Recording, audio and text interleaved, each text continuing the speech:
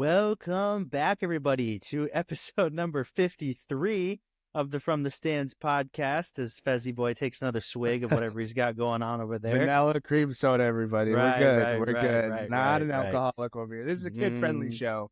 Okay. But yeah, welcome back to another episode. First episode without some real football talk. So that'll get some take some getting used to for sure. But we've got some good topics to talk about nonetheless. A little bit of basketball talk, NBA and college basketball kind of taking preeminence here. Got some really, really good football topics to talk about. Right. Champions League now in the knockout stages. So got some really good topics to cover there.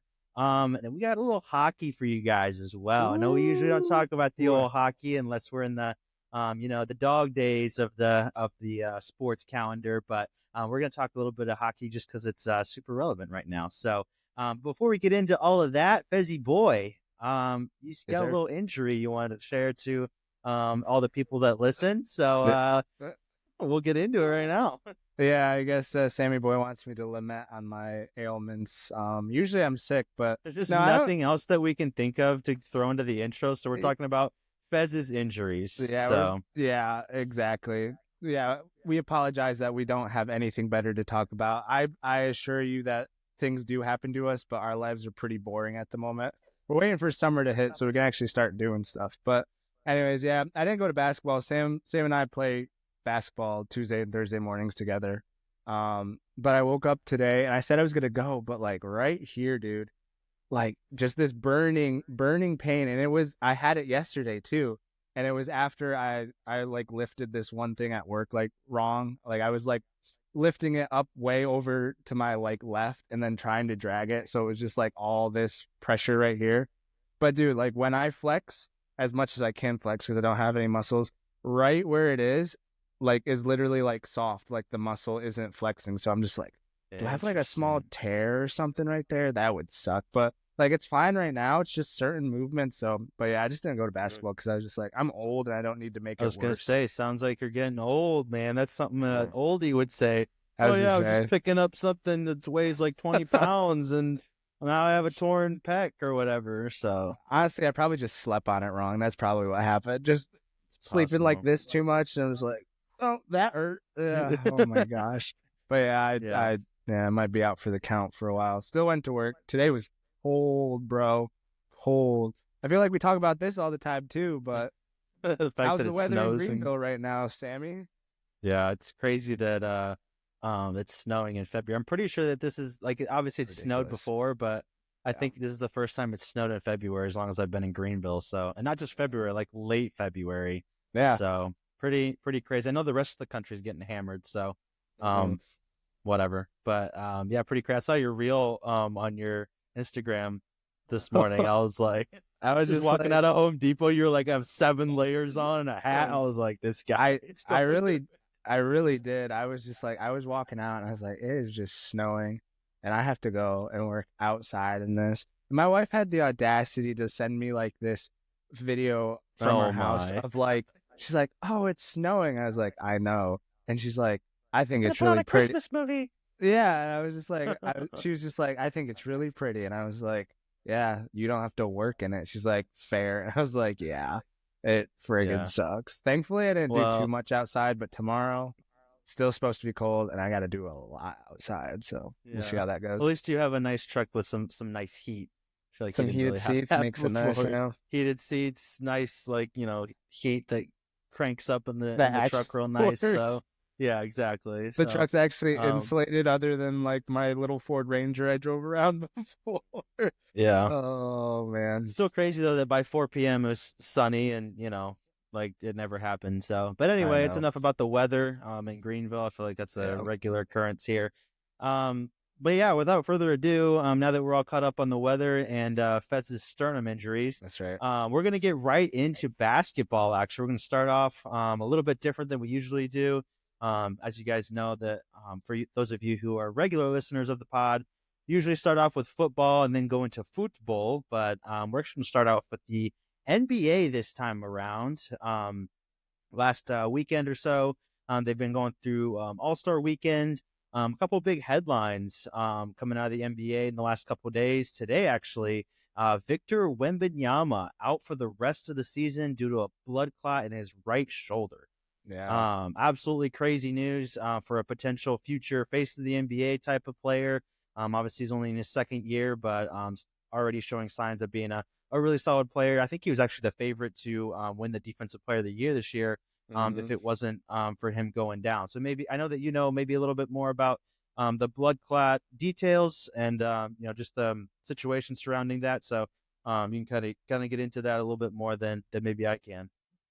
Yeah, news breaking today that Wemby will be out the rest of the season. Obviously, huge hit to the San Antonio Spurs, who are currently 12th in the West, fighting for a play-in spot at the moment. Yeah, not doing too well. They just signed De'Aaron Fox from the Sacramento Kings, so trying to bolster their roster a little bit before they make this final playoff push. But this is definitely going to hurt it. And like you were saying, he was on pace for like a historic Defensive Player of the Year award, but currently he is ineligible because of like just the time that he's going to miss. But obviously he's out for the rest of the season. So I didn't really understand when I saw that they were like saying he is ineligible, and I was like, yeah, like he's out for the rest of the season.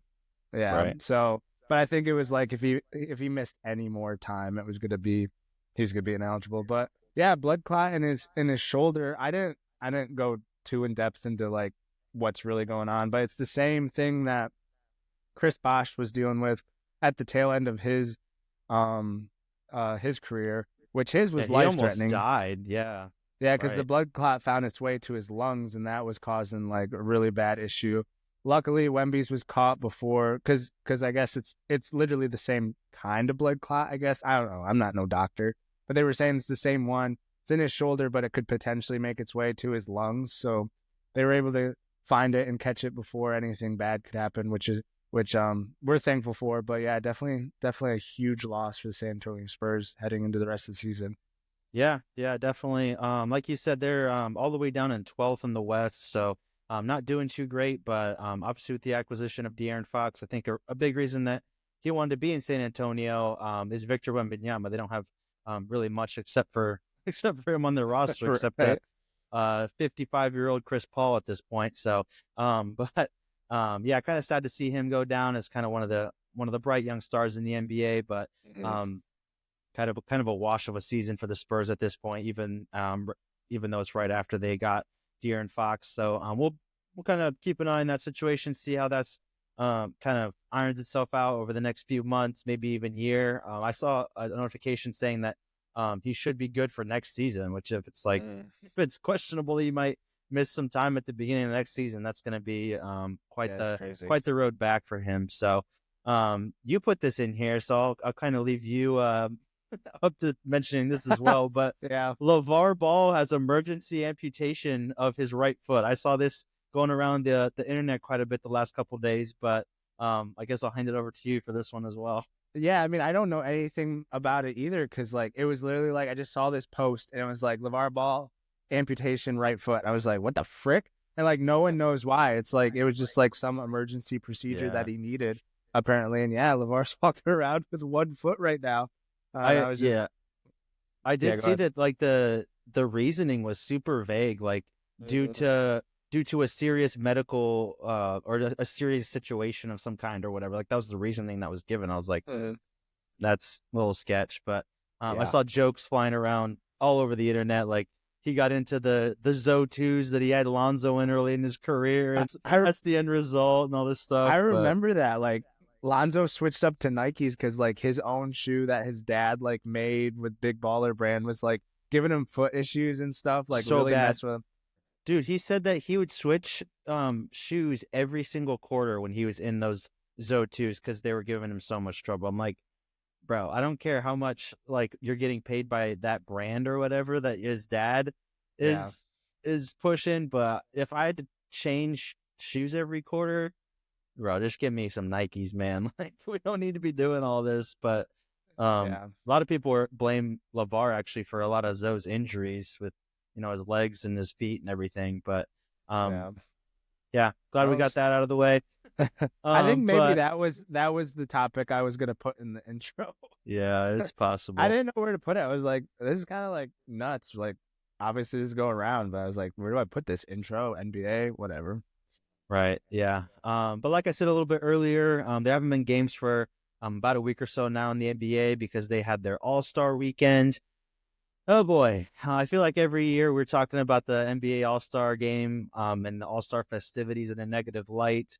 I'm not sure how much you saw of the All-Star game activities. I didn't watch like any of it live, not the games, not Yeah, the same here. skills challenge or anything. Everything I was seeing was just from Instagram, like Reels and on Twitter and stuff. But yeah, pretty negative overall reviews for this All-Star game, even more than normal. This year they tried to roll out a brand new a new tournament style, I guess, where they had 4 different teams, and one of them was Rising Stars, one of them was like the OGs, and however the tournament ended up playing out, it ended up being like the first and second year guys against like guys that have been in the league for like 10, 15 years, like Steph, and it's basically like the Olympic team against the rookies, which I Yeah. thought was kind of dumb. And then like the whole point system is whack, where there's a point cap and like there's different quarters. Yeah. There's only like a certain amount of quarters.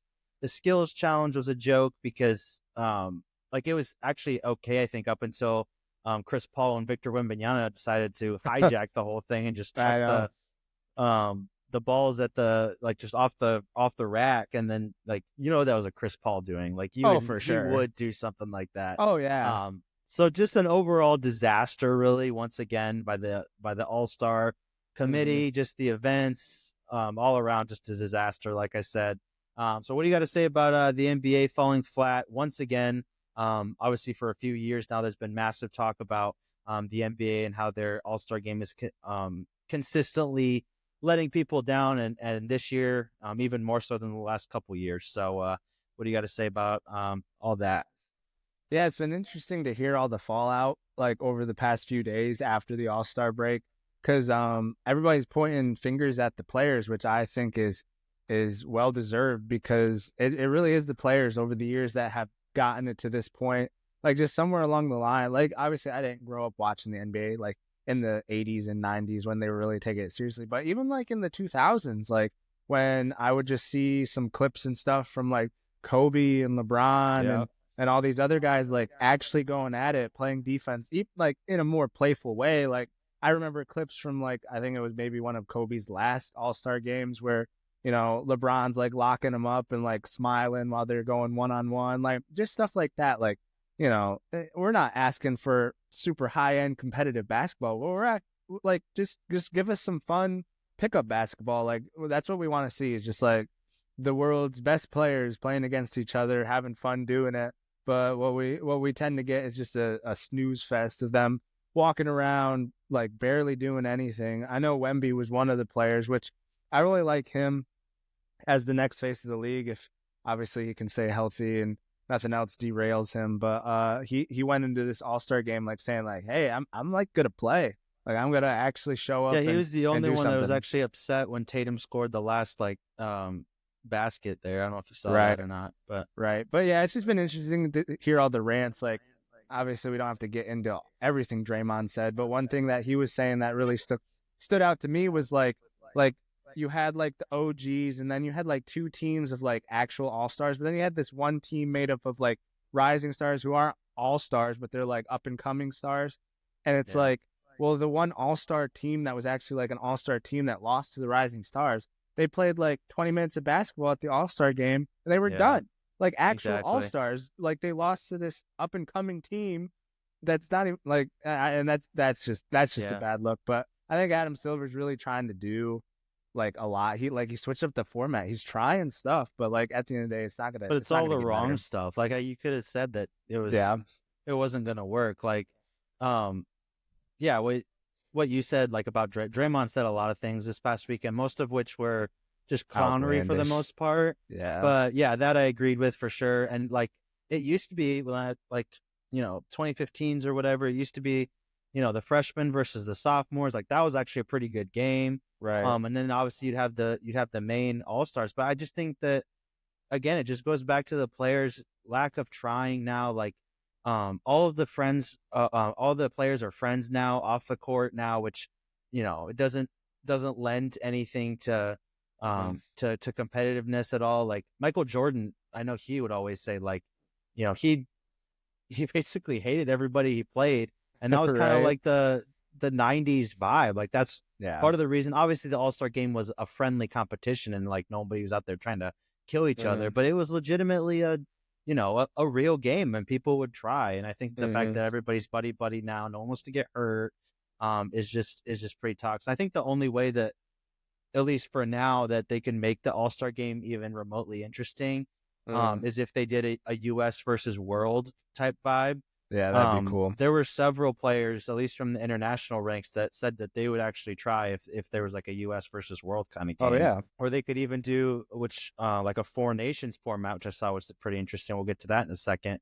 But where they had like, if they still wanted to keep the four teams, which I think is dumb, but if they wanted to keep the four teams, they could do US and then Canada. Canada has like a full squad of NBA guys now. And then like there could be like a Europe team and then a world team. Like there's plenty of international guys now, where you could do something like that. And I think it would actually be pretty competitive because, each, it's basically what you're seeing with the hockey, which we'll get into in a little bit. But every guy is going to want to, at least prove that his either his nation or his area of the world is the best, basketballing country. Even if you don't necessarily think that, the guys from Canada are better than the Americans, like, oh, they can still say that they got you on this day or whatever. So that's the only real thing that I see maybe making it better in the next couple years. I don't think that you can get these guys to try overnight, but I think that that might be their best shot to try. A couple other negative headlines that I just thought I'd touch on really quickly about the All-Star game. Mac McClung, he won the dunk contest for the third year in a row. Not even an NBA player. He plays in the G League for the Osceola Magic, the G League team for the Orlando Magic. That's crazy. So it's pretty nuts that they just like they call him up once a year and make him compete in the dunk contest. I saw he made more winning the dunk contest than he makes his entire year playing for this G League team, which is nuts. His entire career playing NBA and G League out of all the contracts. His entire career? Did I see that his wrong? entire career. Wow, dude. Because I don't think the G League really pays all that much. It's like normal. Like it's probably more than we make, but it's like WNBA salaries, dude. It's like $80K a year. Right, and then low. Like he's probably hasn't made a whole lot off of his 2-way contracts and 10-day contracts and stuff like that. Usually with those, you probably don't take any money. You're just like, dude, I just want a chance. Like you don't pay me, just sign me and I'll play for you guys. Like, so, but that's just crazy. That's crazy stat. Yeah. Yeah. The OGs will remember Mac McClung in college, dude. He was electric at Georgetown. Georgetown, dude, before he was even in college, I remember his mixtapes. His mixtapes, his dunks on Sports Center while he was in high school, dude. Yeah, like he went to Georgetown, then transferred to Texas Tech. I was like, dude, this is crazy. Like, side note, but like all these like old House of Highlights and like Sports Center ballers that were like House of Highlights, dude. Like out of or what's the one, the shoot, it's like Ball is Life. Ball is Life. Yeah, like all those mixtape high school kids that like went to college, but then like they got their chance in the NBA and then they didn't quite make it. So but yeah, Mac McClung getting some of these other guys wanting to dunk now. Dude, I hope so. But they keep talking about it after every dunk contest. They're like, we got to bring the OGs back. We got to get them in. And every time they just don't compete. But last thing I'll say about the All-Star break here is that a lot of people were getting mad at LeBron, which is kind of par for the course. But he apparently waited until basically day of the All-Star game to announce that he wasn't playing. A lot of rumors flying around about why he did that. A lot of people are thinking because since he waited until the last day, they couldn't get a replacement for him. So it still went down as like, he's technically an all-star, and he could still be like a part of the weekend or whatever, but without actually playing. In all the pictures too, it looks so whack. He's like, taking pictures with his team, but he's in street clothes. I'm like, bro, you're so arrogant. Like, just Anyways, like at least put the freaking jersey on, dude. Exactly, like, exactly. He really acting retired while he's not retired. Like exactly. like, he's like that senior in high school that's like, I get to do whatever the heck I want because I'm like the best player on the team, and I Dude, like, this is gonna be a hater thing to say, but I cannot wait until he retires just to see, like, because he's obviously, like, he loves to talk about himself. Everything is about LeBron.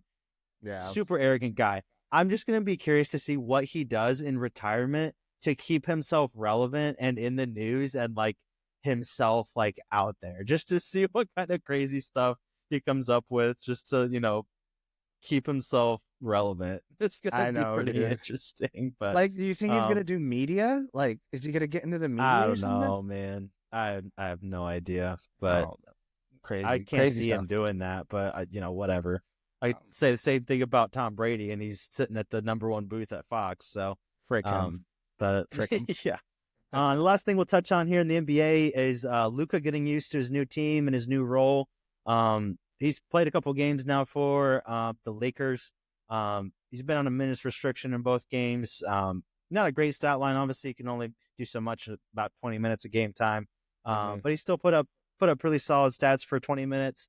Most recent game, 14, 11, and 7. So not bad at all. But the main talking points I wanted to get your opinion on are, number one, his role.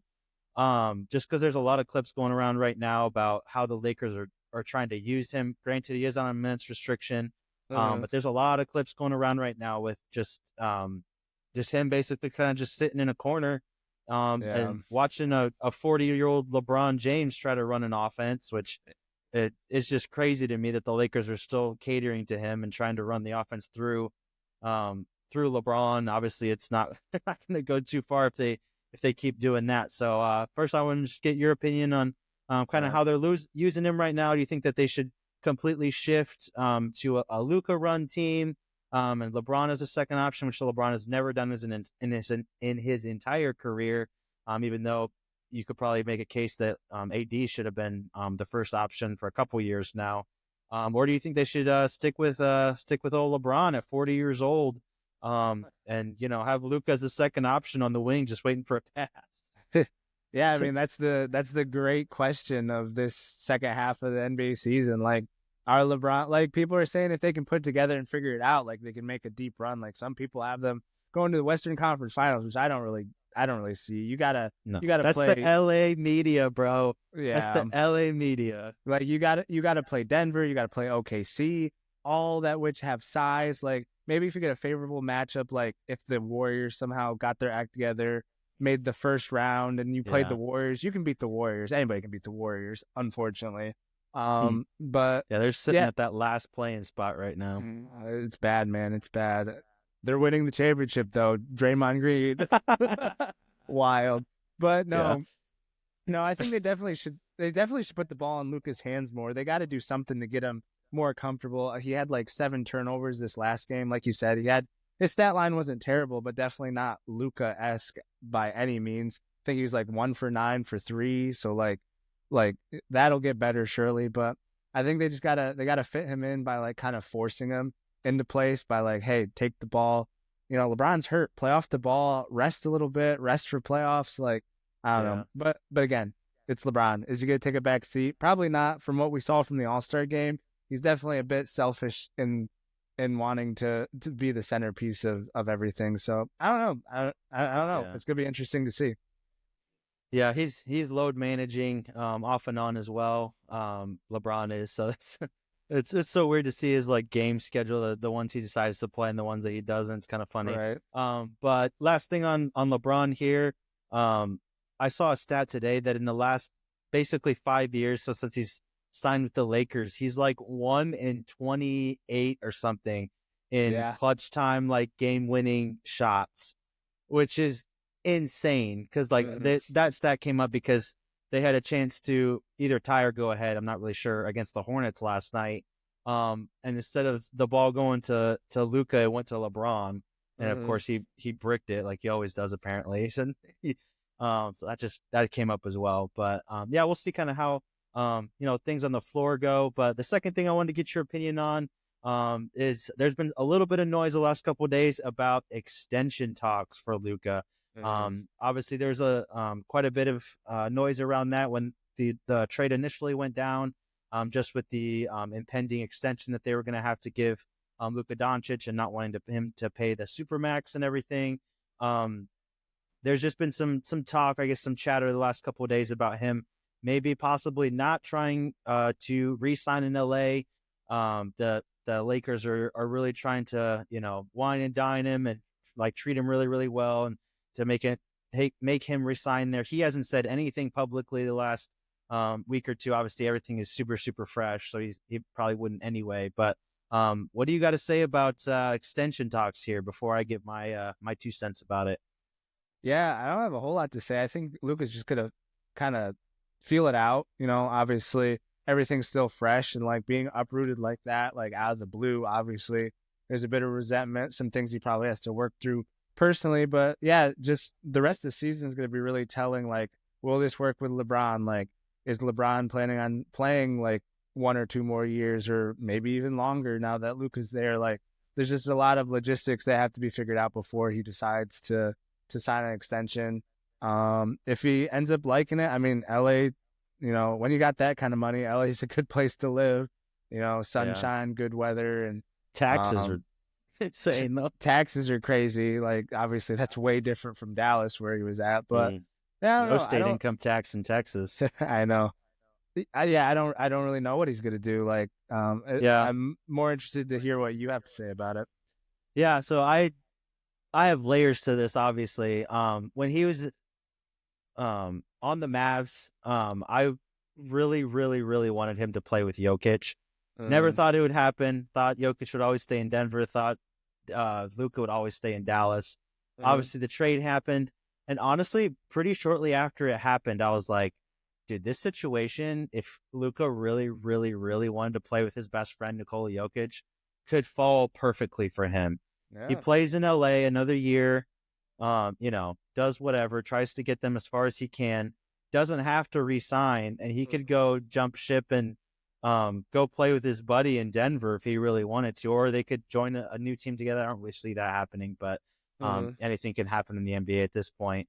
And so I love the chatter going around right now for sure. Like if that happens, I would love to see Nikola and Luka just destroy the league for a couple of years. Nikola's older than you think, dude. He's 30 or 31, I think. So by the time that happens, he'll be 32 or 33. So who knows what he's looking like. But as of right now, he's having an MVP season.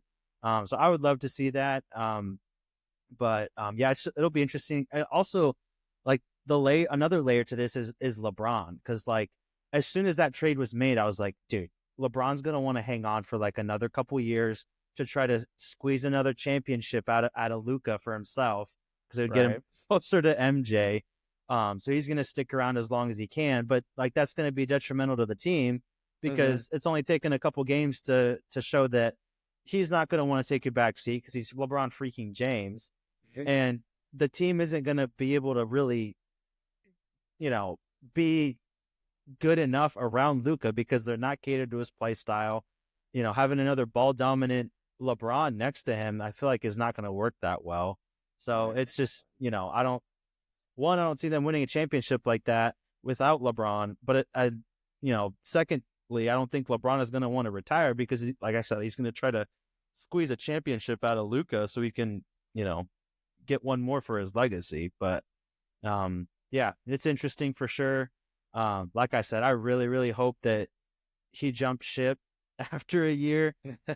Not just because I hate the Lakers, but I really don't see him going anywhere else. Except, playing with Jokic. So if he doesn't see that as a feasible thing, he probably will resign. But just some interesting things, I guess, that have gone down the last couple of days. So for sure, we'll see how this season in particular kind of plays out as well. Obviously, they're both working back from injury, but that's kind of the NBA. Kind of drug that out just a little bit longer than we wanted to, but Fezzy boy, why don't you bring us into college basketball here and get us going with a little update on the college basketball right around the corner from March Madness here. Yes, sir. Yeah, we're going to quickly fly through this. Luckily, this week didn't have a whole lot going on, just a few main stories to touch on. The biggest one being BYU destroys Kansas 91-57. I don't know if you watched this. This was a bit of a late one. I'm a bit of a BYU fan just from last year watching Noah play there. I've always kind of liked BYU growing up. Not sure why. I just kind of randomly pick teams, then stick with them for a little bit. But I think the biggest story in this, BYU, obviously a good team, new coach, has a lottery pick on their roster who's playing really well. Russian Demon, something like that. I don't know his name off the top of my head, unfortunately. But actually he hasn't been the centerpiece of BYU. Richie Saunders has taken a huge leap this season. He's got the green light to shoot any shot he wants. He had 22 points in this game against Kansas. But BYU kind of just had their way with Kansas. I know you've touched on Kansas and you're just like, can't sleep on them if they're in the tournament. Bill Self, obviously Hall of Fame level coach and career thus far, but Kansas having two of their worst seasons in recent memory. I think I didn't put the stat. What's that? Do you mean games or seasons? Seasons. These past two seasons, last season obviously they were riddled with injury, and also some of their transfers just did not hit at all. And now this season, they definitely won't be ranked next Monday when the AP poll comes out. They're already sitting at like 23rd, and this loss will definitely put them out. But I don't know if you kept up with it too much, but I know that you're a big believer in Kansas. But what do you think about their season and how they're kind of diving off the cliff at the moment? Yeah, obviously, like I said before, in weeks past, now that football's done, I'm kind of gearing towards full on college basketball now. So watching a lot more games and everything. But yeah, I'm starting to think that maybe we can sleep on Kansas this year because the last two games, man, have been really, really tough for them. Hunter Dickinson is getting the Zach Edey treatment at this point. Not playing super well. I guess Zach Edey did play well up until his final game with Purdue, but I'm not playing super well. Then when you're not playing good and you're a fifth or a sixth year, everybody's like, "Oh, okay, go work for McDonald's. You need to move on." Blah blah blah. So he's getting that kind of treatment. Kansas just not doing well at all. It's super rare that you see a ranked team lose by this much. Obviously, BYU is a solid squad. Still have some remaining pieces from their good year last year. But when you see a blowout by nearly 40 points by an unranked team against a ranked team, that'll ring some bells for sure. So I'm not really sure, where Kansas really goes from here. I haven't seen a ton of, just, I guess, hope for them, just in general going forward. The games that I've watched them play has been pretty pathetic, to be honest. Not just against BYU, but I watched them play against Utah, a game that they definitely should have won. Don't quote me on this, but I'm pretty sure Oklahoma State beat Utah earlier this year as well, when we're not very good. But other losses against Kansas State, Baylor's always been good, but they're having a down year. So just not. They did have an impressive win against who did they beat? Was it Iowa State in conference? I think they beat Iowa State a couple weeks ago. They beat Duke at the beginning of the season as well, 75-72. So they got some good wins on their resume. Well, and we know how good Duke is now. So I was like, all right, like Kansas might be something this year, even though that, there's other teams getting the glory. But it looks like they've definitely mellowed out. They're actually playing Oklahoma State next at home. So Oklahoma State's not doing great, but we're a 500 team in the Big 12, which isn't terrible. And we always give the big boys a good run for their money. So we'll see. We'll see how the Jayhawks are able to come back from that. But yeah, definitely a tough couple of weeks for Kansas here for sure. But big props to BYU and some of those guys doing really well. I expect them to be ranked probably next week. I know that their record is pretty good, even though that they're not ranked. So yeah, for sure. Yeah, like you said, Kansas has Oklahoma State coming up next, and they have Colorado, and then they have a bit of a gauntlet to go through to end the season with Texas Tech, Houston, and Arizona coming up. So all we'll three ranked, right? Yeah, they're all ranked. Texas Tech's in 9th, Houston's 5th, Arizona's 19th. So they're all. I know Texas Tech and Houston are two Final Four favorites that people have. So it'll be interesting to see if Bill Self can turn things around. Like I said, he is a Hall of Fame level coach. But switching gears to another Hall of Fame level coach, Michigan State beats Illinois. Illinois is not currently ranked, and I don't think they will be ranked, but they're a dark horse sleeper that people have coming out of the Big Ten because, I mean, the Big Ten people have been sleeping on, but they have, I'd have to look it up, but they have quite a few teams ranked pretty closely in the AP poll. I think it's like Michigan State, Purdue, Michigan are all kind of like 12, 13, 14. So at the top of that, doing well. Wisconsin's ranked this year. So really not a conference that you can just like brush off as like a weak conference this year for sure.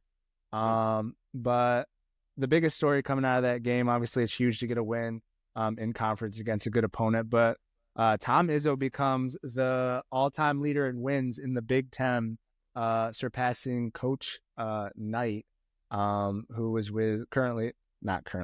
formerly with Indiana. So just huge, really cool to see. I've always loved Tom Izzo, low-key always root for Michigan State, and kind of like what we were saying Kansas was and Bill Self was, like, you never can count them out once it comes to March. I mean, the saying's even more true for Tom Izzo. So what do you got to say about the Spartans having a great season and Tom Izzo becoming the most winningest coach in the Big Ten? Yeah, not too much. Just kind of echoing what you have to say. I've always loved Tom Izzo as a coach as well. Just one of those guys that you can't. It's hard to hate, I guess. He's never had, like, obviously he's had a ton of success, but he's not like, up there every year winning it. So you don't hate him because he's, all this success. But he's also just a classy guy, been there forever. I feel like as time goes on and the college football and college basketball world and the whole landscape changes so much, I feel like we hold on to those OG guys a lot more, just because I feel like more people than not like the olds, just the old conferences, the old way of doing things, old recruiting without NIL. So the more, I guess, connections we have to that kind of time with basketball and football, the more that we hold on to and respect those guys. So I think that's helped, I think, Tom Izzo's kind of his whole career and everything, with multiple guys retiring because of NIL and stuff like that, like Coach K and Coach Wright up at Villanova and several other guys. Those guys are few and far in between. So it's cool to see Tom Izzo break a record like that. And yeah, like you said, I'll always root for him. So hopefully they go far in the tournament again this year. He hasn't won one since what, like 15 or something? Something like that. Yeah, It's he only been has a little one. while. Yeah, he was in an interview right after he won that game to become the most winningest coach in the Big Ten. And he was saying, I'd give up all those wins just to have another championship. So he's definitely a winner. Definitely wants to win. And I wouldn't say I have them as title favorites, but again, you can't count them out. And they have a good team.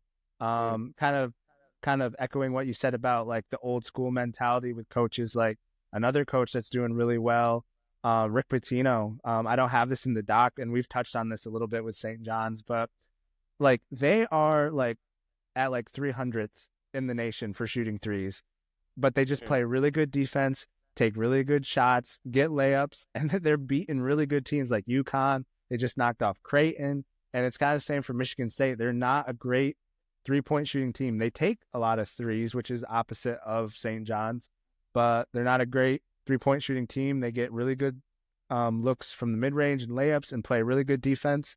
So it's just like that old school mentality that's like, if you're just a good coach, you're a good coach no matter who you have. I know NIL makes it easy to get good players, but there's just so much parity in college athletics now, just with the transfer portal and NIL. It's cool to see like the cream of the crop still is at the top with Tom Izzo and Rick Pitino, and obviously Bill Self will turn it around, whether it's this year or next year. Can't count them out for too long. Lastly, in college basketball, this was prior to the AP poll coming out on Monday, so this is definitely different. I think Alabama's like 4th now or something like that. But on Saturday, number 1 Auburn and at the time number 2 Alabama played. It was the first time that 1 and 2 in the same conference played each other in the past they've had first and second in the same conference, but they've actually never played each other, which I thought was kind of wild. But not just same conference, same state. Same That's state as well. The crazy. Iron Bowl. Yeah.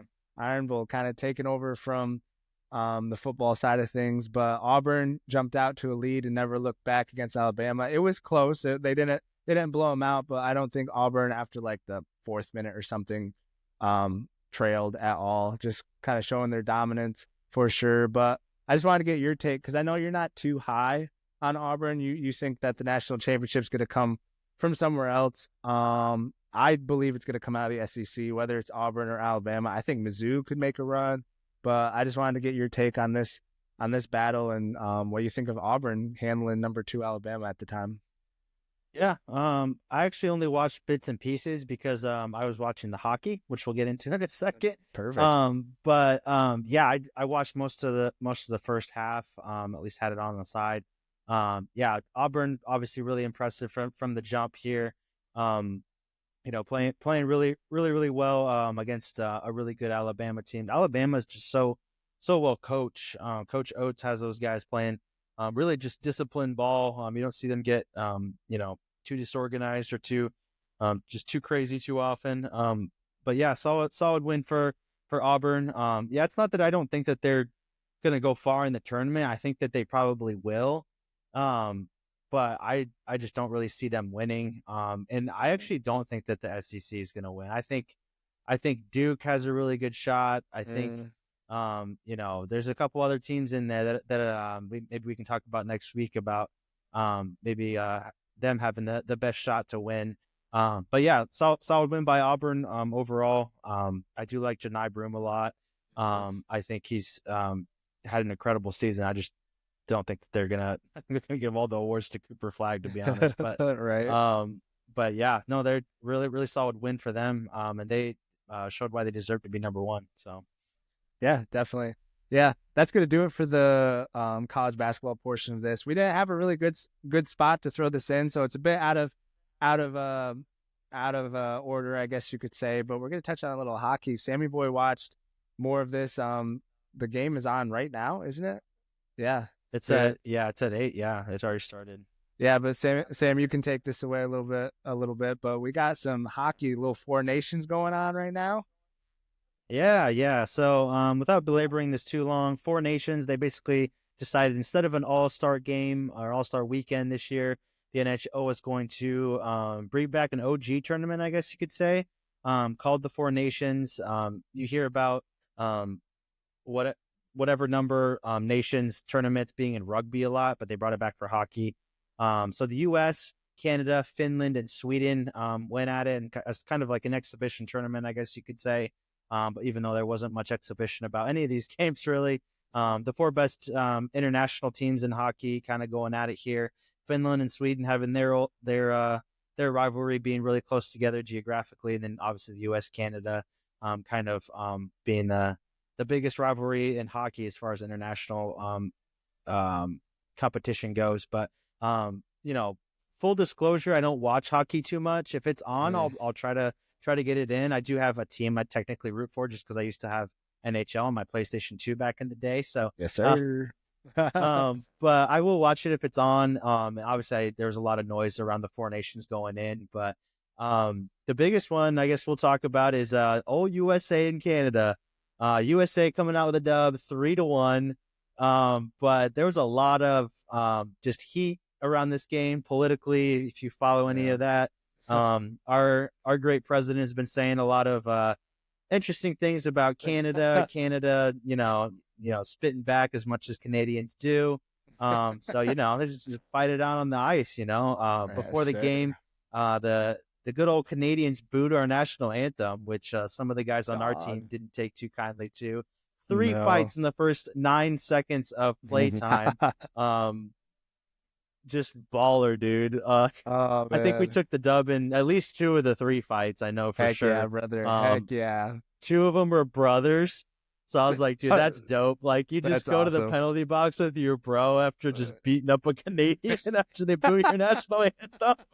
It's Dog, just I so love it. sick, dude. I've never felt So so sick. patriotic watching a sport that I don't normally watch, but I'm just like, this is what I can get behind, dude. Freaking Yeah. USA whooping up on some freaking Canadians, dude. Let's freaking go. Now, obviously, these Canadians probably don't share the same thoughts and ideas as Frick Canada.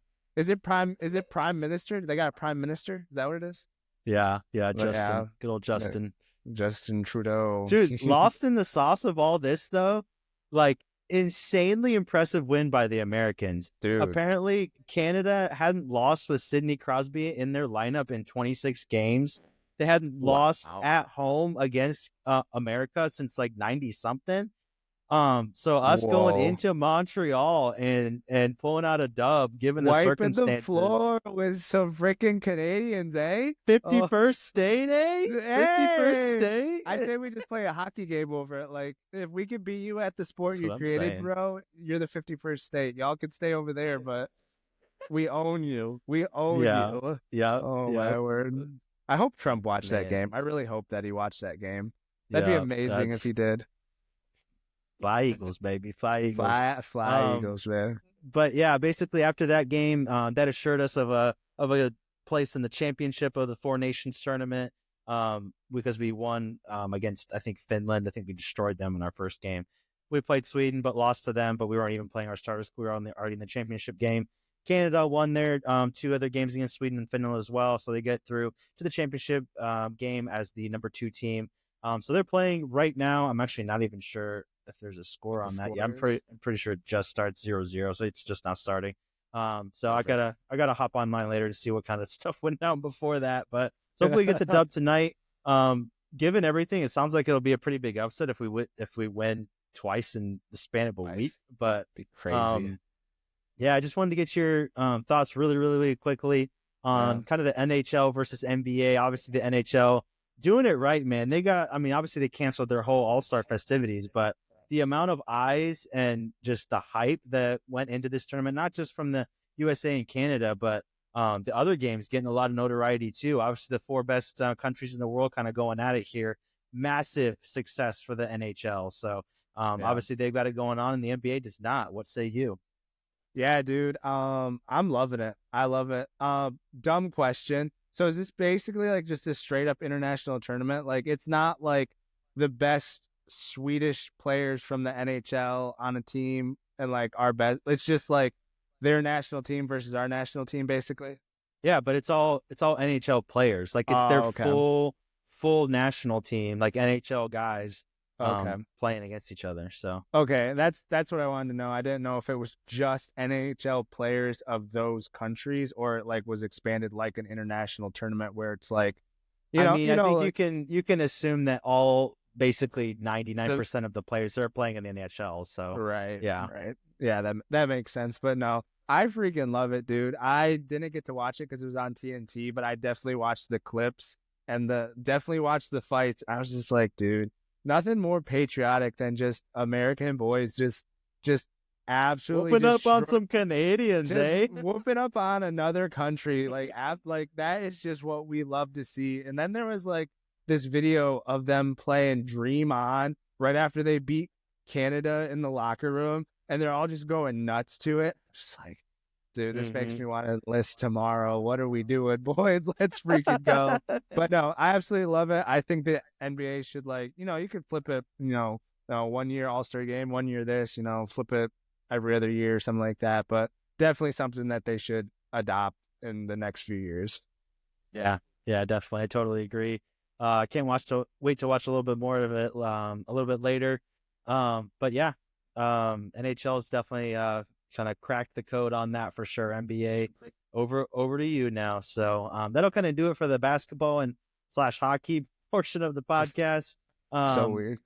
As usual, we've gone way over time on our time slot for this, but hey, without further ado, no one listens, so we do what we want. So that's right. Yeah, without football now, we'll probably average like 3 viewers an episode, but whatever. We'll get it going later, but we'll get into a little bit of world soccer next. But yeah, that'll be a wrap for the hockey and basketball portion of this podcast. Hopping over the pond for a little football action. We've kind of been slacking the last few weeks as far as all right, easy there. Um, I don't even think I was in um, frame for that, but anyways. we've been slacking a little bit on the league talk. Obviously, we've been talking Champions League, but we've kind of eased up on the domestic leagues just because of football and NBA and all the other stuff that's been going on. So we're going to touch a little bit on some of the main leagues going on right now. I'm not too in depth, but we will need to catch up just a little bit. In the Premier League, we'll start with the English Premier League here, the best league of them all. Or so they Arsenal, say. Liverpool, or so they say. I was about to say it might be debatable, but for now it's not. So Arsenal, Liverpool, Man City take care of business last weekend. Arsenal putting in a solid display, 2-0 against Leicester City. A lot of questions for us was who's going to be playing striker for us. No one was really playing striker. We had kind of a false nine thing going. And then we sub center defensive midfielder Mikel Merino on, and he scored a brace for us. So maybe we'll have to put him up top. Not really sure what's going to be happening there, but we'll kind of see what's going on for the games coming forward here. Man City taking care of business against Newcastle, 3-0 or 4-0. Marmoush with a hat trick. Solid display by Man City for the first time in quite a while. What kind of happened with Newcastle there? They had like all this money. I don't know, man. Flying in the league. Now they're just doing. I mean, they're not terrible, but they're not great either. Yeah. So I mean, the only thing I have to say is like we were like so happy that they were like not doing it the Man City way. We're like, they get all this oil money, and then all of a sudden they're like almost winning the Champions League next year. We're like, oh, you're actually building an actual, system with a good coach.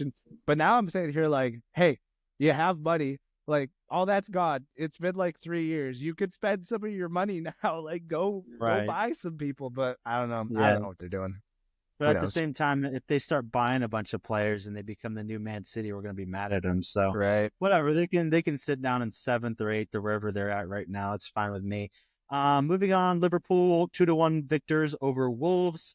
Had 2-0 most of the game here. Wolves with a late goal to make the scoreline look a little bit better. Wolves in a relegation battle currently. Sitting in the first spot that does not take them down. They are 8 points adrift of the 16th spot.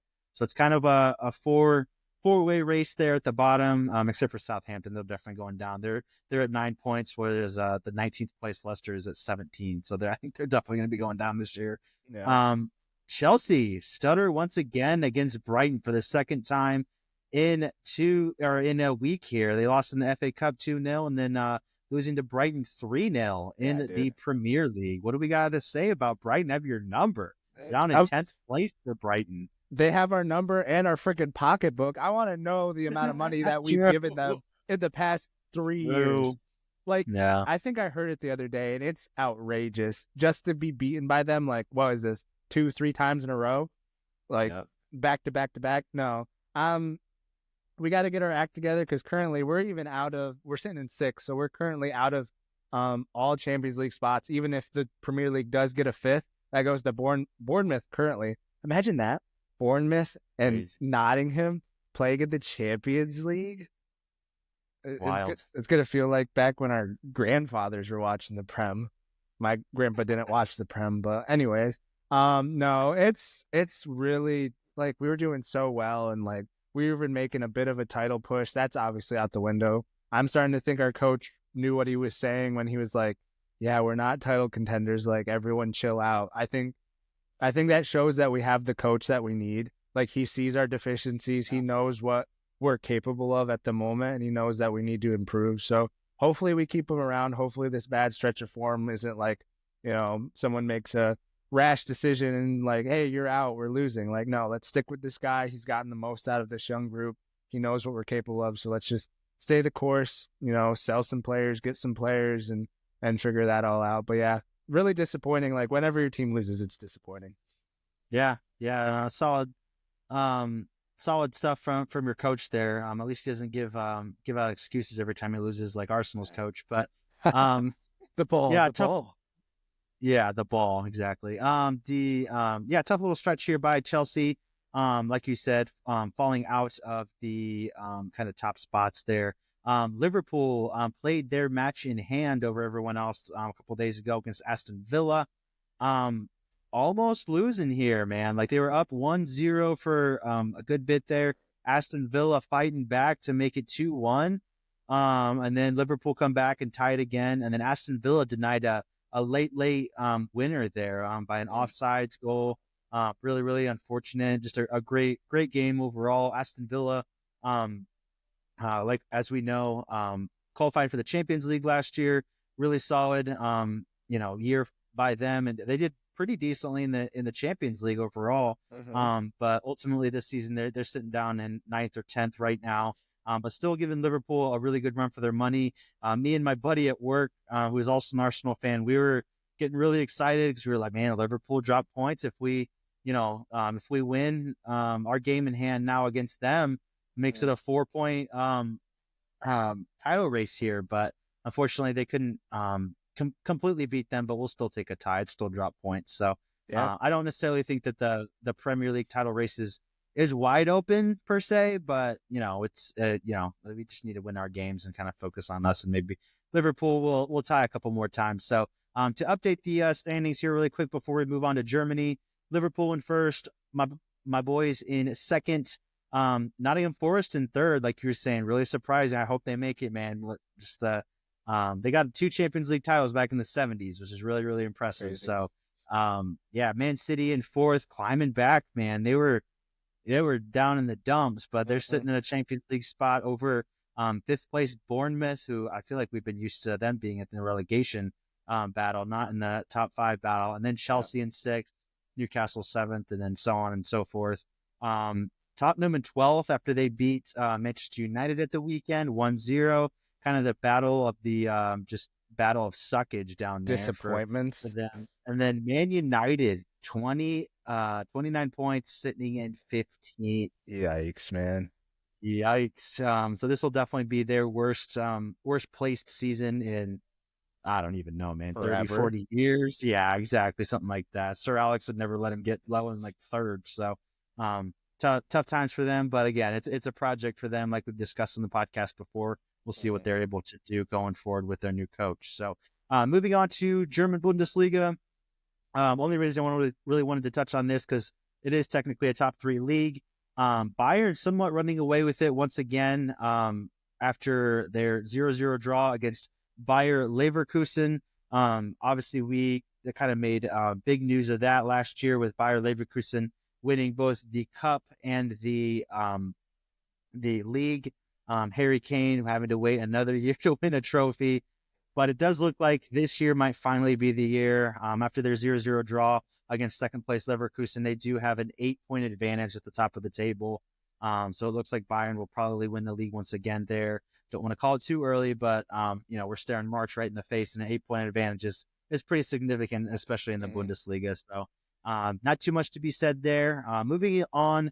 There is Dortmund slumbering in 11th. I don't know what the heck they're wild. And we'll get to the Champions League, but we always talk about this every year. Like Dortmund domestically does horrible, but then in the Champions League, they're like the mini Real Madrid. They don't win it, but they just somehow find their way to the semis. Like, except Real Madrid win it. Yeah, exactly. Yeah, definitely a rebuilding year for Dortmund. Obviously in the league, it's showing. Obviously with Marco Reus leaving, new coach. A lot of just fresh players there, kind of having to go through a rebuild, not going the best. But like you said, always do well in the Champions League. But we'll touch on that in just a second. Switching over to La Liga, probably the most heated up race throughout Europe right now as far as the bigger leagues go. Real Madrid, Barcelona, and Atletico Madrid in a 3-horse race at the very, very top. Madrid and Barca tied at 52 points and Atleti with 51. It was kind of a 2-horse race, honestly. The last, couple weeks ago is kind of Real Madrid, Atletico is in there, and then Barcelona had kind of fallen out. But after several ties by both Madrid teams, Barcelona kind of clawing back in, and obviously right in the heat of it right now. Real Madrid and Atletico Madrid played each other a couple weeks ago. That also had to do with them both dropping points by tying 1-1. Jude Bellingham having a massively controversial red card against Osasuna, their last La Liga game. I don't know how much you saw about this, but we won't get into the language that was used, but let's just say it was very controversial that it should be a red card given the nature of the game and everything. But I'm not sure if you have much to say about that. But do you think that the red card and the 2-game suspension that La Liga handed down was fair? Bit harsh. I saw Yeah. that they appealed it and they still lost it. So obviously La Liga is just kind of like putting the hammer down. Unfortunately for Jude Bellingham, he's going to miss out on those 2 games when, like you were just pointing out, the league is extremely close right now. So losing players and, I mean, again, we we're kind of talking about Dortmund being like Real Madrid. Real Madrid, they're doing well, but they've been dropping games to like some mid-tier teams and stuff like that. So they're going to need all hands on deck to get past that La Liga finish line, for sure. So it's harsh. It's unfortunate for Real Madrid, but as a Barca fan, I don't mind it. Yeah. Atletico Madrid also tying with Celta Vigo after also going a man down pretty controversially. We won't get into that as much, but Barcelona definitely okay with their rivals getting random red cards for no reason. So because they scraped by Rayo Vallecano 1-0 in their game as well. This is the 3rd time in 4 games that Barcelona win by a scoreline of 1-0. It's against teams that they should be beating probably by more, but win's a win, man. Just scraping by. 3 what points, do you got to say man. about your Barca, man? I know you probably haven't watched too many of these games, whether just beating up on or not beating up, but like I said, scraping by. But Barcelona, Rayo Vallecano isn't probably on the top of your ticket for the weekends. But I mean, like sometimes we describe seasons as like roller coasters. This one has been. Like, there's times like when Barca is high and flying, and we're just like, dude, we're destroying Real Madrid for no reason. Yeah, destroying Real Madrid with an Mbappe, Vinicius, and freaking Rodrigo front line with Bellingham right behind all of them. Like, and we're just absolutely taking it to them, and then we squeak by Rayo, and it's like, dude, like, what's going on? Like, so it's definitely been like without exaggeration, a roller coaster season, because we'll have the highs of like beating Real Madrid and then the lows like this past weekend, for sure. But and then in the Champions League, I think we've been more consistent in the Champions League, which is nice to see. Most of the time we're out by this time. Nice. So we're doing all right there. So high hopes for them, but just a little more consistently would help a lot of our hearts out for sure, instead of watching them drop points to mid-tier teams. Yeah, definitely. Not to be like a complete hater, but like even though they were second place in the Champions League, judging by the knockout rounds so far, it looks like the table isn't going to mean too much when they're going into the knockout rounds. All right. Same with Arsenal. Arsenal were right behind Barca, so we'll see if some of those teams are in danger here in the knockout rounds. And that's a good segue into the Champions League. Speaking of Real Madrid, they know when to turn it on, man. They might. Man. Might not be able to win against the relegation threatened side in Spain, but they can beat Man City on a day. So and this is why we joke that the Premier League best league in the world. Maybe not. Maybe not. I don't know, man. As a league, probably, but as a team, Real Madrid's right at the top, man. So always. But yeah, they leave no doubt after beating Man City 3-1. It was 3-0 for most of the game. Mbappe with a brilliant hat trick. All 3 goals, just really solid, pretty goals by him. Real Madrid winning 6-3 on aggregate. Really no huge issues for them, even though they did, I wouldn't say have issues in the first leg, but the scoreline did end up being 3-2. So, but yeah, what do you guys say about the big time win by Real Madrid, knocking out, even though Man City are having a down year, a big time team in Man City? I don't like Real Madrid at all, but like, when are we going to start saying that Carlo Ancelotti is the best manager in the world? I've been saying it, bro. I know I've you been have, saying it, but you're a little biased, so that's why I didn't listen. I mean, too a much, little bit, but I said it and you said other places too. But after this, man, I'm like, dude, because at the beginning of the season, we were just like, wow, Real Madrid can't figure it out with Mbappe. They can't figure it out with this talent on their team. What's Ancelotti doing? Get him out. And I think, is he leaving at the end of this year? I feel like that happens every year, and then he ends up staying. Probably not. Yeah. I mean, especially if they win the Champions League every year, so like, why would he leave? Yeah, but no, like, that has to be a serious discussion, because on one side you have Real Madrid, who's figured out a way to get good, again, and especially in the Champions League. And then on the other side, I know you have injuries. I know you don't have all your players. Haaland was out, this, that, and the other. But like the guy that we call the best manager in the world for quite some time, you know, can't do it Can't with the get squad. over Ancelotti, bro. Can't get over Ancelotti. Can't get over Real Madrid. He still has good players on the field. You know, some of the new signings, Marmoush scored a hat trick against Newcastle during the week, and then they come in and they drop a donut against Real Madrid. It's just like I don't know, man. Part of me is happy. Like, I hate seeing Real Madrid win, but happy to see Manchester City's downfall. So it's just an interesting feeling. Yeah, just to touch on that too. I actually saw a reel a couple of days ago, kind of, I guess, just side by side of how each coach goes about it, and you see like it cuts to Pep, and he's just meticulously like on this formation and like telling him all this stuff, and like just everything is like so like he has to be involved in every single little thing.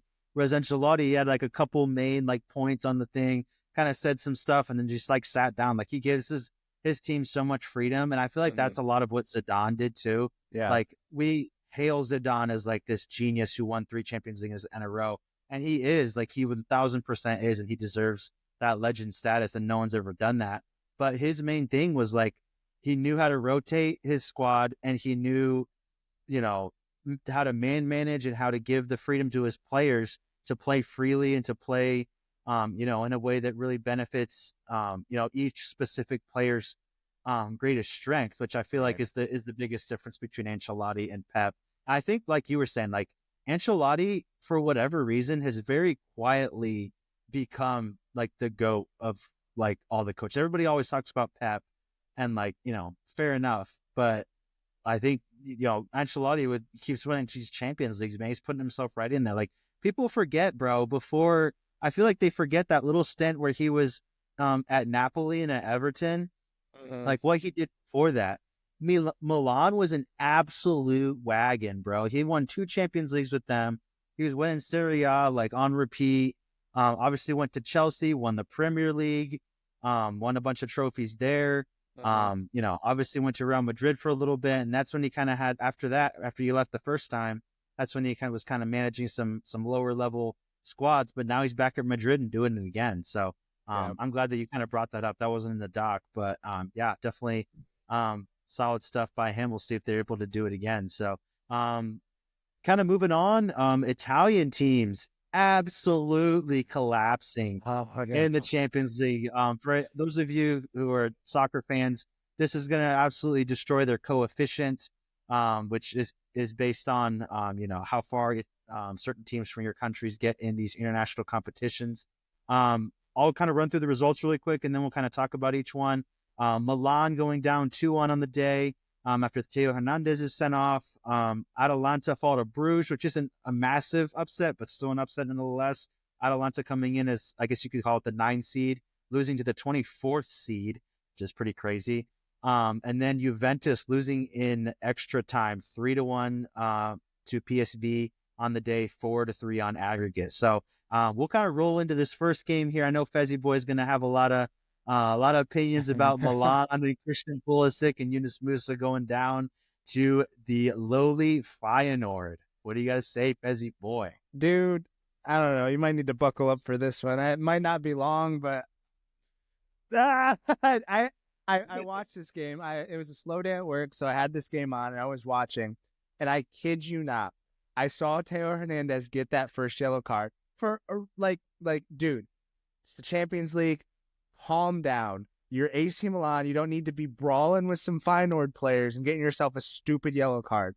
As soon as I saw that, I was driving, so I wasn't able to really watch. I had the game off at halftime, and I got back into the second half kind of late, and I turned it on. And when I saw him get that yellow card, I was in my mind, I was like, he's going to get a second one. Like, you need to take him off because it's Theo Hernandez. I have thoughts about him. A hothead. Yeah, I have thoughts about him and Leao. I think they hurt the team way more than they helped, and obviously it showed in this game. A little bit with Leao, a lot with Theo Hernandez, but turned the game on. I think it was like, I don't know, 10, 15 minutes like late to the start of the second half, and I see red card. And who's not on the field? Theo Hernandez. And I was just like, You have to be kidding me. And then on top of that, I don't think the new coach, he's still trying to figure out everything. Obviously, as a new coach, you come in and you're like, oh, Taylor Hernandez and I Leao. actually like the new coach, I honestly. do too. But when a new coach comes in, they like look at the stats, they Yeah, look at the sheet, and like there's a learning. Leao is like obviously like considered their best player. Like, he's the only one on the team that would be considered world class on his day. So as a new manager, you come in and you're like, oh, well, I'm not going to sacrifice that guy for a man down. So unfortunately, Pulisic's the one pulled off for a defender because we have to shore up the back, go back to a back four now that Teo's out and all that. So that rubbed me the wrong way. And then just, I don't know, man, just like the lack of effort from Leao.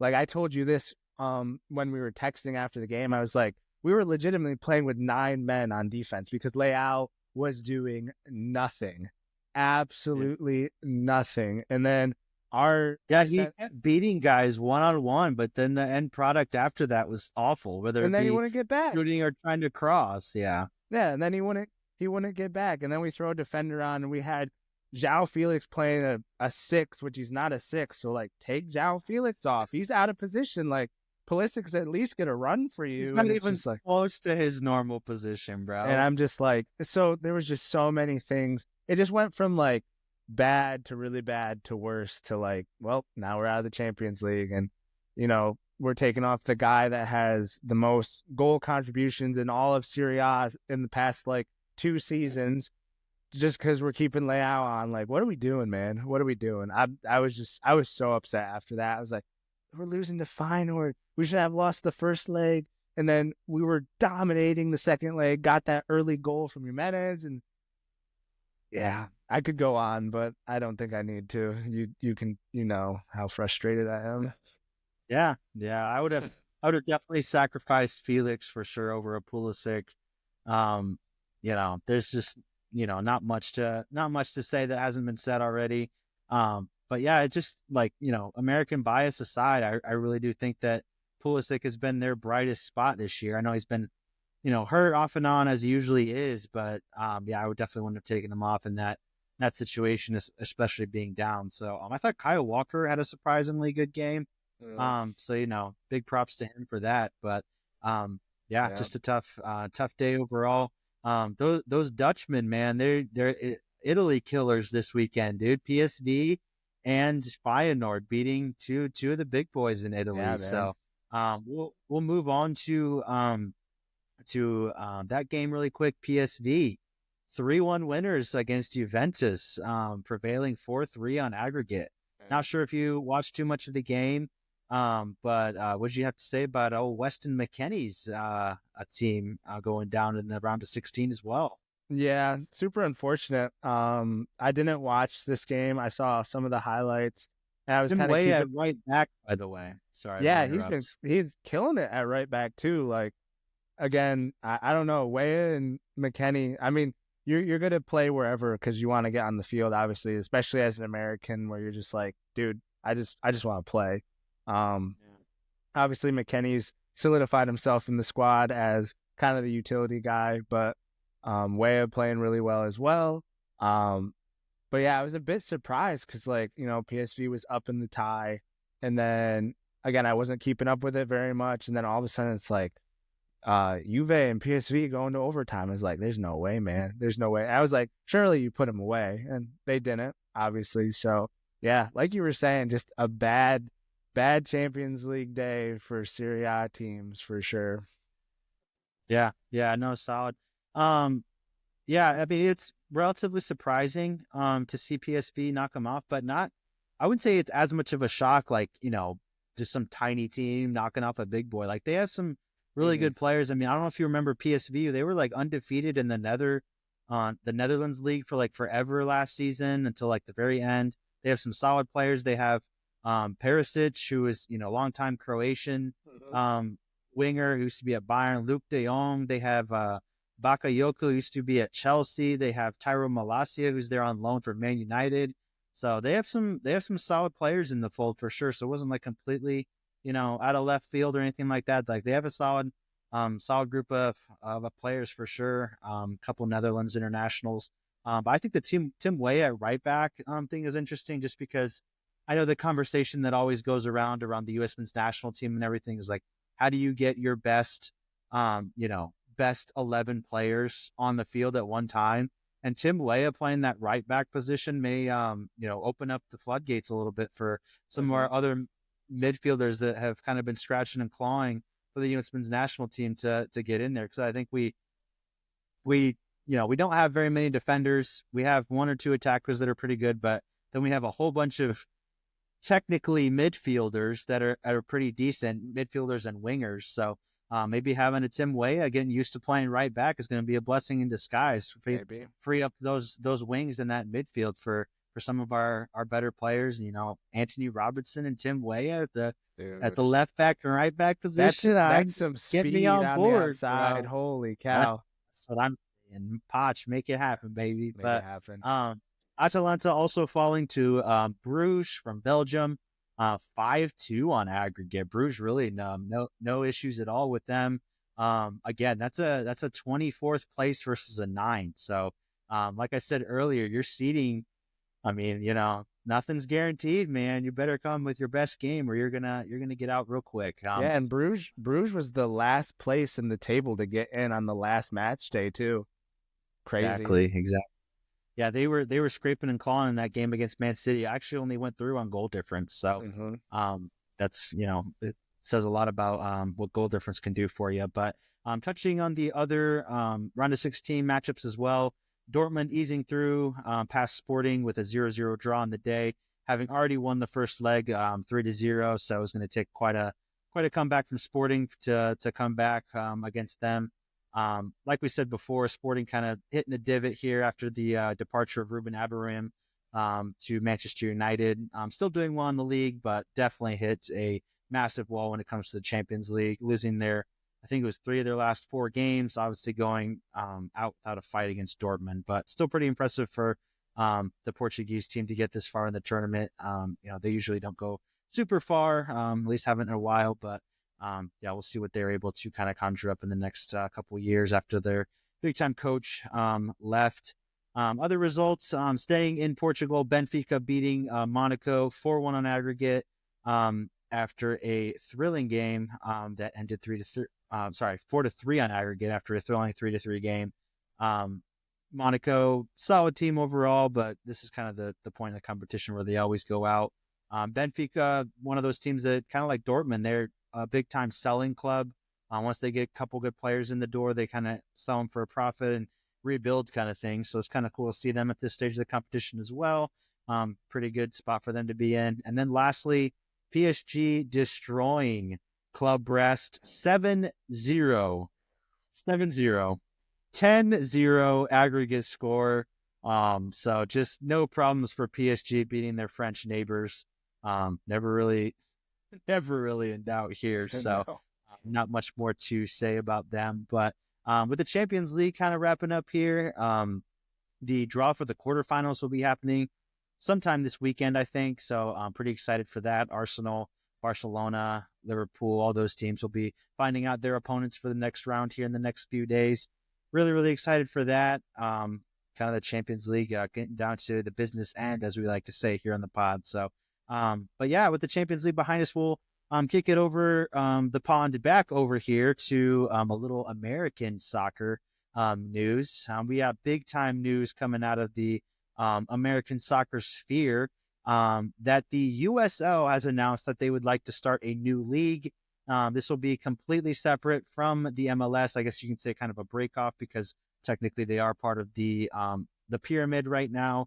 But the new announcement making big time waves, as not just is it big because of the break off from the MLS.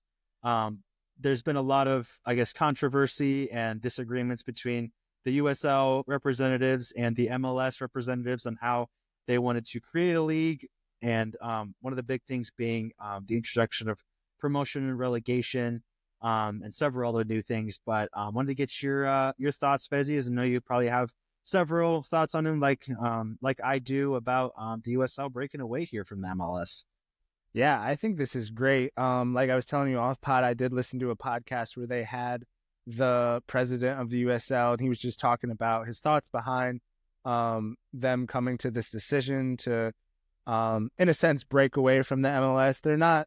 They're both two separate entities, but obviously, like you said, they're all part of the same pyramid, with the championship and USL one being directly under the MLS. But the MLS is closed off as far as, from the USL pyramid. So. Right, exactly. But yeah, they're looking to create their own Division One in America that would rival.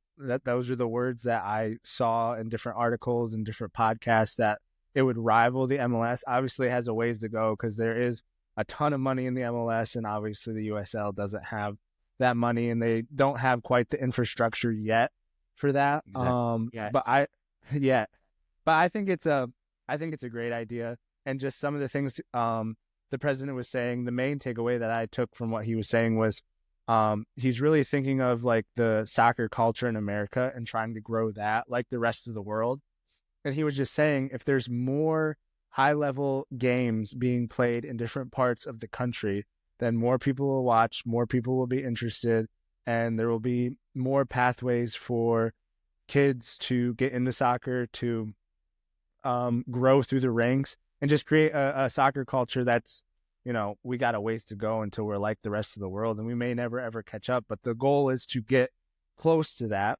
And the goal in mind is to create a culture that, will create players that will help us win a World Cup. Because right now the system we have is definitely not working. There's a lot of entitlement, and there's really a gate keeping people financially out of high-level soccer academies and club teams at a young level. So just opening up opportunities to those type of kids who don't have the funds to do that will really just stretch the game, open up doors to different parts of the country. But I just thought what he was saying really makes a lot of sense.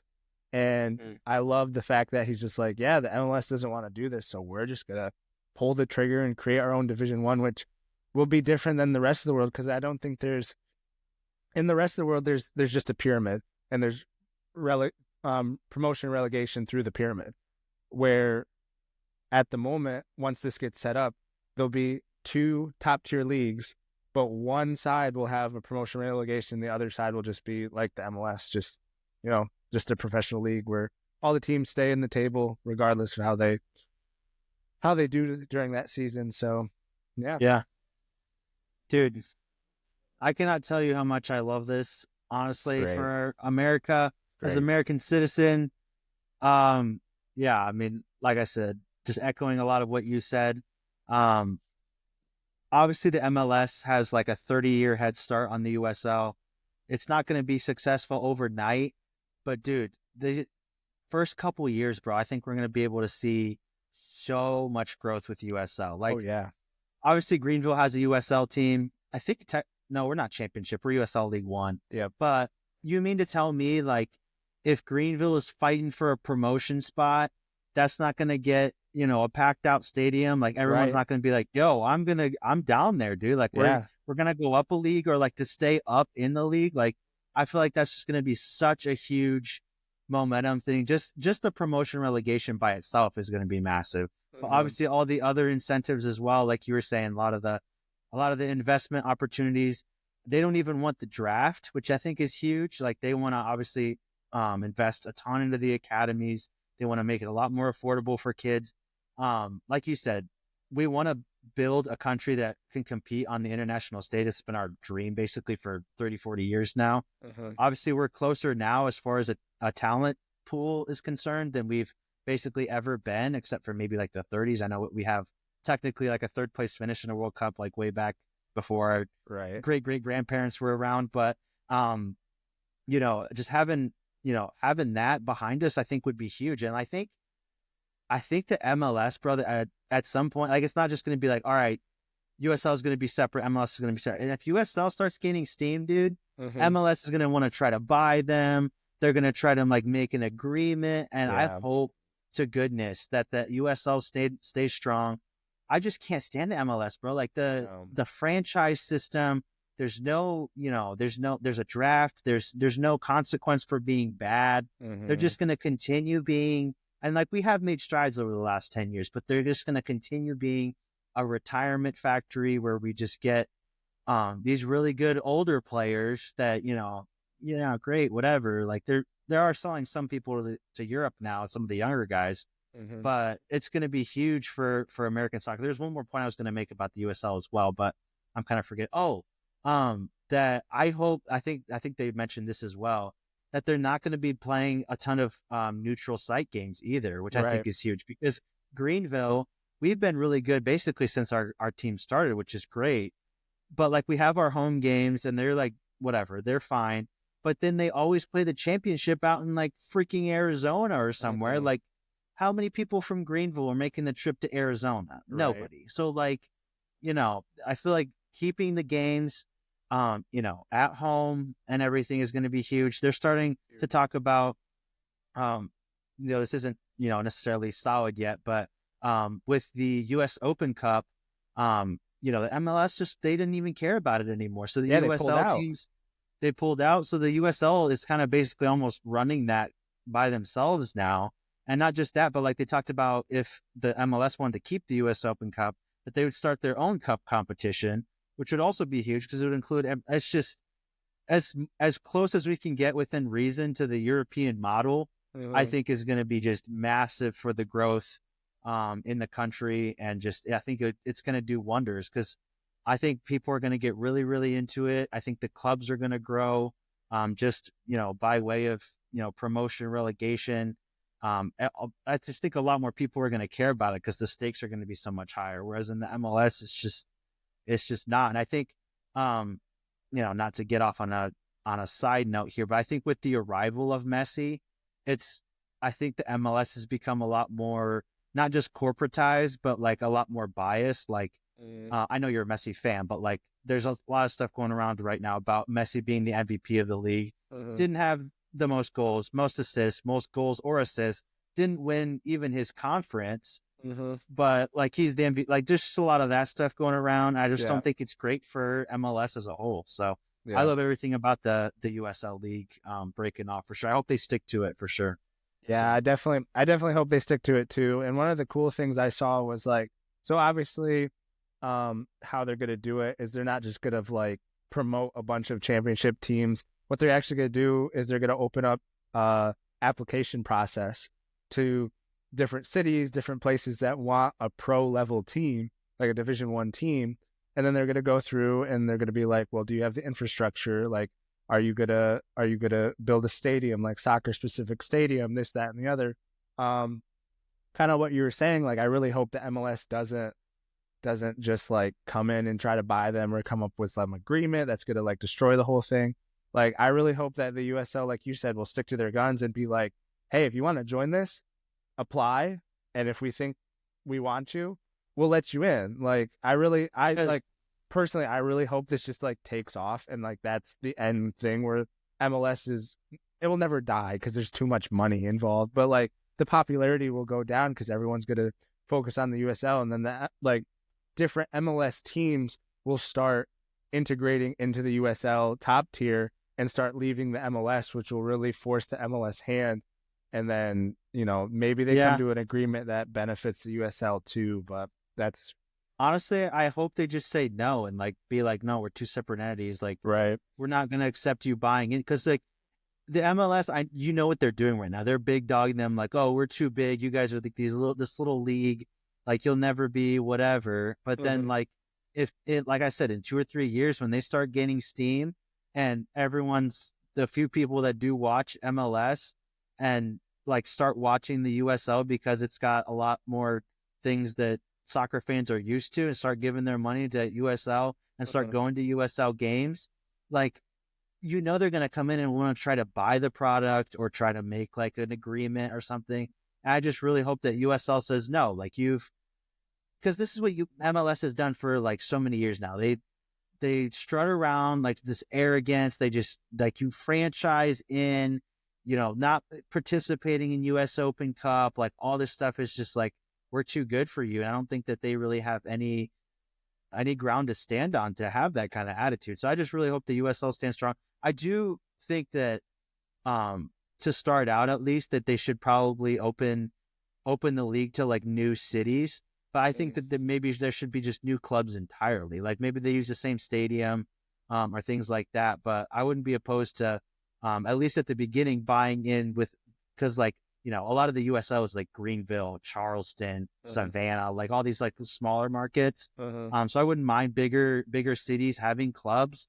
And like every league has to start somewhere. Like the Premier League started with, a bunch of teams at one point. So I'm not opposed to that necessarily, but I just hope they kind of hold strong.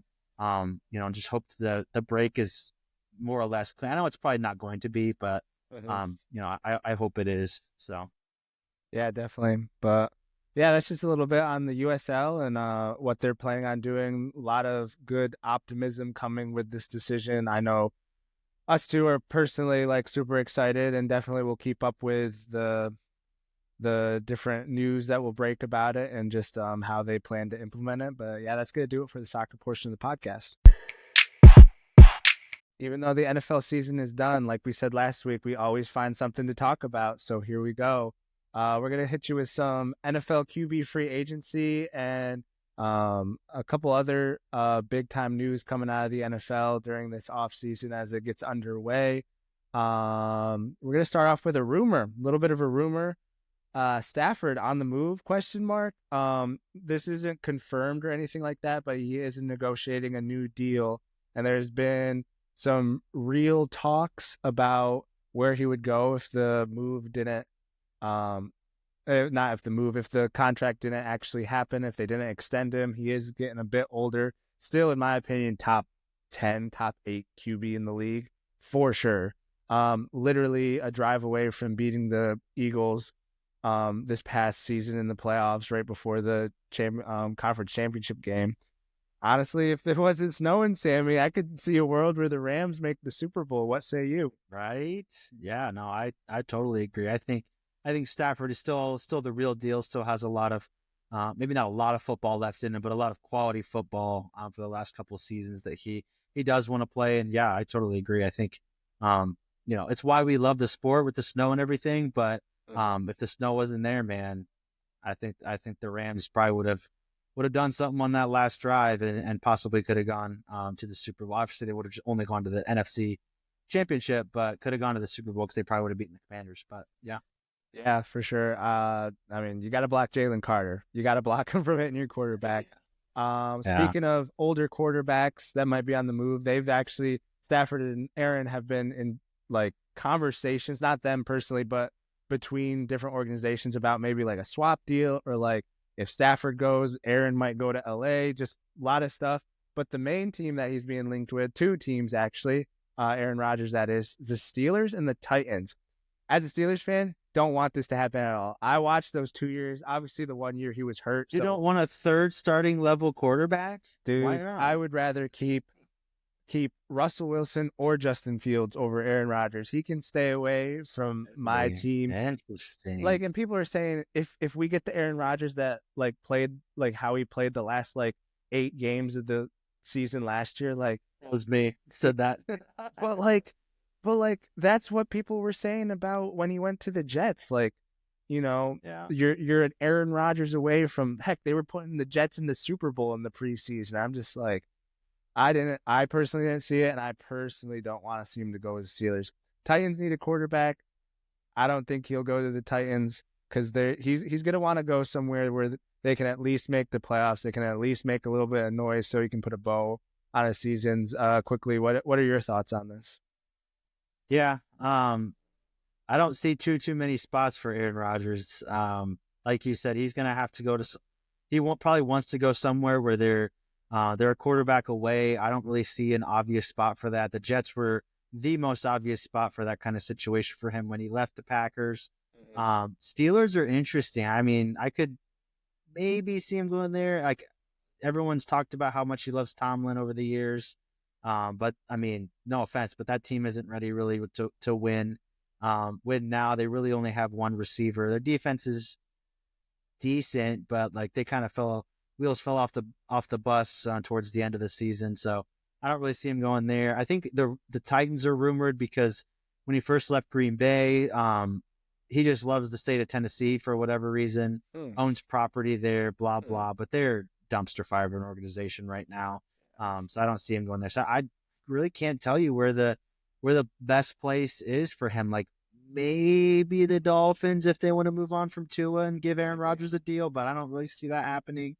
I don't know, man. Maybe better for him to hang it up. I don't think he's quite as bad as everyone like, just dogging on him right now. But like, because I do think that he had like once he finally got back up to game speed after his injury and was playing this year, he actually had a decent few games, despite the fact that his team was losing. I think, the defense had completely given up on the season by that point. Everybody's kind of checked out, but he did actually have some decent games down the stretch. So, but yeah, the move might be just to hang it up for old Aaron Rodgers. I know he won one more Super Bowl, but with how stacked the league is and the parity around the league, it might be harder to do that than maybe he thought.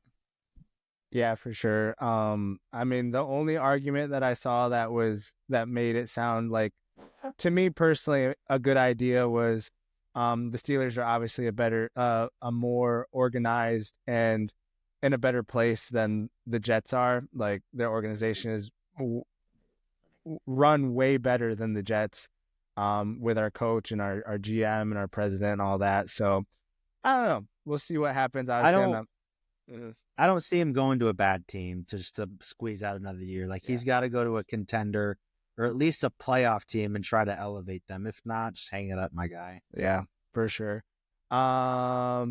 This is kind of you put this in the doc. I don't know too much about it. You can talk more about it, but Zach Martin retires. Yeah, just announced today that he is most likely going to hang it up. Just an insanely good offensive lineman. Cowboys usually have a pretty good offensive line, except for this past year. Don't really know what we're doing, but we always draft really well. We actually took Zach Martin over Johnny Manziel when everybody thought Jerry might have fallen in love with Manziel at the time. Took him really high, first rounds back in 2014, played 11 seasons in the NFL, 7 first-team All-Pros, and 9 Pro Bowls. So he'll definitely be in the Hall of Fame, probably first ballot, to be honest. But yeah, just a really solid offensive lineman. Sad we weren't able to do more in the playoffs with such a great lineman. Obviously, he protected Tony Romo, Dak Prescott, cleared the lane for Ezekiel Elliott, DeMarco Murray, all those kind of guys. So yeah, just kind of sad to see him hanging up as such a great lineman. Another hole to fill for the Cowboys. But we'll get into the salary cap thing in just a second. But like I said, we usually always have an offensive line and guys who have been there for a really long time. We had Tyron Smith. He's obviously over the hill now, but he left the Cowboys last year after being there for forever. So yeah, just a really solid player that'll probably be in the Hall of Fame here pretty soon. Yeah, for sure. No, that's a good segue into the salary cap.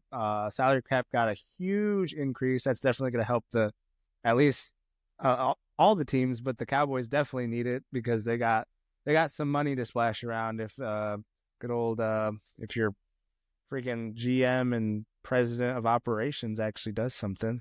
Yeah, that's what I was going to say. Like with this increase and restructuring a few contracts we could have over $100 million in cap space this offseason, which would be massive for us. But at the same time, we still have Jerry Jones pulling the strings. So it's probably not going to matter in the long term, but we do have, that little bit of hope. So like you said, the salary cap exploding, I think by like somewhere between 23 and $25 million. So that's a whole, top tier player right there. So NFL teams getting hope for sure, especially the guys that are the ones that are cap strong. Yeah, and the other team that comes to mind is the Bengals with Burrow coming out and saying that he wants to re-sign T. Higgins, and obviously Chase isn't going anywhere, so that'll definitely help them out there. And lastly, we're gonna probably talk about this all offseason until he actually signs somewhere. But where the heck should Darnold go? I saw that the Vikings wanted to retain him. Obviously, they're probably not going to pay him what he wants to get. Give me like your top 1 or 2 teams that could use him and you could see him working at. I could see a tough one. See, I want to say I don't want to say bad teams, because obviously like Right. teams like the Giants or the Raiders, they're going to throw a lot of money at him. But as far as like a fit as like, a team that's, playoff, like, right at the edge, I can't think of one right this second. Again, Dolphins comes to mind. I'm not really sure why. Just because I feel like Tua for like a couple years now, he's just kind of been on the, he plays a couple games, he gets hurt. Plays a couple games, gets hurt. Big injury, out for the season. Like, you know what I'm saying? So, Yeah. I feel like they could take a flyer on him. Steelers, just because your quarterback situation is so weird. I could see him going to the Jets. Back to the Jets. He probably won't want to go there. Right. Jets are probably going to have to kind of flip a whole roster around. But we'll see. I could see him also going maybe to a team like the Saints, maybe like with their new offensive head coach and Kellen Moore. But I can see Vikings re-signing him, dude. Like maybe for like a $30 million a year. Like I wouldn't put all my chips on JJ McCarthy, because I know a lot of people are high on him, but I don't really know why. I don't think he proved much in college. Like, yeah, he won the national championship, but it was on a heavily running team. Didn't really like do anything to like crazily elevate his team. Like, I don't know what everybody's kind of, hyping him. But I may be wrong, but I wouldn't put all my chips on JJ McCarthy when you have a pretty decent quarterback and Sam Darnold already on your team. And I still have Daniel Jones, which is kind of weird. So maybe they'll let him walk. But yeah, not really sure. That's kind of some teams that I may see him on, but no clear winner, I don't think, in my mind, at least not right now. I feel like it's going to be one of those things where he just like some random team comes out of nowhere and he just signs like, all right, you're going to be in, NFL, dungeon for the next 3 years. But Right. Yeah, definitely. I mean, what do you think? Coach of the Year, KOC, I'd stick with him. Like he is the quarterback whisperer, man. Like, I mean, you just We see the didn't even quarter. talk about the NFL awards. Sorry to interrupt, but we didn't even talk about the NFL awards at all. But Yeah, we anyways. didn't. We're dropping the ball at everything. Obviously, that was another video. I mean, that was right before the Super Bowl, I think. So yeah, it was the week right before the Super Bowl. Yeah, We didn't so even talk about that. We just had the huge didn't- Super Bowl preview that took 16 hours to actually get out. So probably a Anyway, good thing. back to Darnold though. Sorry. Back to Darnold, yeah. I'd love to see him stay with the Vikings, stay with KOC. Obviously they'll probably be able to sign him because he's not gonna just how the end of the season went. They're not gonna have to throw that much money at him. But yeah, I don't really see a good fit either. I wouldn't mind him at the Steelers, but I just don't think the offensive coordinator that we have, Arthur Smith, is the kind of coordinator that Darnold needs. Yeah, I think if you guys signed Darnold, Fields would ask to probably be moved. Yeah, because he's like, all right, you're gonna bring another starter in. Like, nah, I'm out of here, bro. Like, yeah. give me a starter. I mean, Russell Wilson's a free agent. We don't know what the Steelers. They might keep Fields and get rid of Russell. They might keep Russell, get rid of Fields. Like there's a lot of quarterbacks moving around, especially with the draft not having too many great quarterbacks in it this year. Very, very running back dominant draft for sure. But yeah, I think that's going to do it. That's a pod, Sammy. That is a pod. Alrighty. A little bit of a longer one. Had some good topics. Again, we have the Champions League in full swing, and then March Madness right around the corner, and a lot happening in the NBA. So we'll definitely keep up with all those stories as they come up through the weeks. But we appreciate you guys listening, tuning in this week. Again, check us out on all our platforms. Go follow us on Instagram. FTS Sports Talk is the handle there. We appreciate you guys. Hope everyone's staying warm in Greenville and abroad. There's a winter storm just stretching across the nation right now, holding up some travel. But thanks again, guys, and we'll catch you guys on the next one. All right, peace. Peace.